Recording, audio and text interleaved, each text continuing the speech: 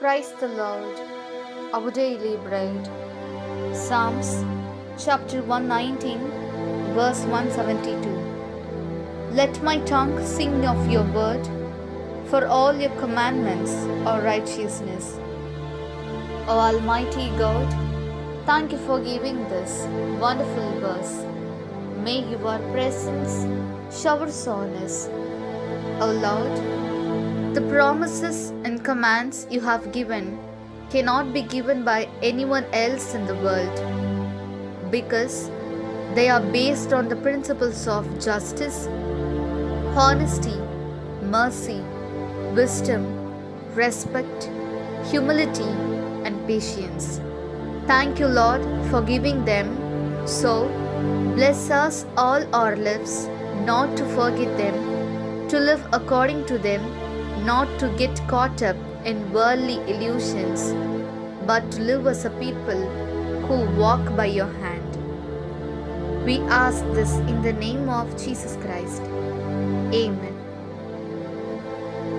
அன்றாட உணவு. திருப்பாடல்கள் அதிகாரம் 119, இறை வார்த்தை 172. உம் வாக்கை குறித்து என் நா பாடுவதாக, ஏனெனில் உம் கட்டளைகள் எல்லாம் நீதியானவை. அன்பின் தகப்பனே, இன்றைய நாளிலே இந்த இறை மன்னாவை கொடுத்ததற்காக நன்றி ஆண்டவரே. இறைவா, நீர் அளித்த வாக்குறுதிகளையும் கட்டளைகளையும் இவ்வுலகில் வேறு எவராலும் கொடுக்க முடியாது. ஏனெனில் அவை நீதி, நேர்மை, இரக்கம், ஞானம், முன்மதி, தாழ்ச்சி, பொறுமை ஆகிய கோட்பாடுகளை அடிப்படையாக கொண்டது. எனவே அவற்றை அளித்ததற்காக நன்றி ஆண்டவரே. ஆக எங்கள் வாழ்நாள் முழுவதும் அவற்றை மறவாமல் அதன்படி வாழ்ந்து உலக மாயையில் சிக்கிக் கொள்ளாமல் உமது கரத்தை பிடித்து நடக்கும் மக்களாக வாழ எங்களை ஆசீர்வதியும். ஆமென். ஆனந்துள்ள போஜனம். சங்கீர்த்தனங்கள் 119 അധ്യായം 172 വാക്യം.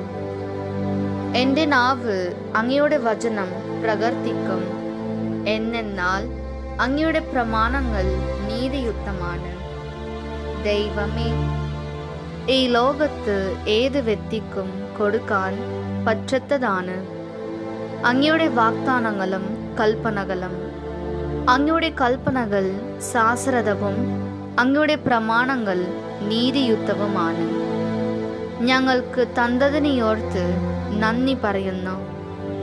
ദൈവമേ, ജീവിതകാലം മുഴുവൻ അങ്ങയുടെ കൽപ്പനകളെയും പ്രമാണങ്ങളെയും മറന്നു പോകാതെ ജീവിക്കുവാനും ലോകമോഹങ്ങളിൽ പോകാതെ അങ്ങയുടെ കരം പിടിച്ച് നടക്കുന്ന ജനമായി ജീവിക്കുവാൻ ഞങ്ങളെ അനുഗ്രഹിക്കണമേ.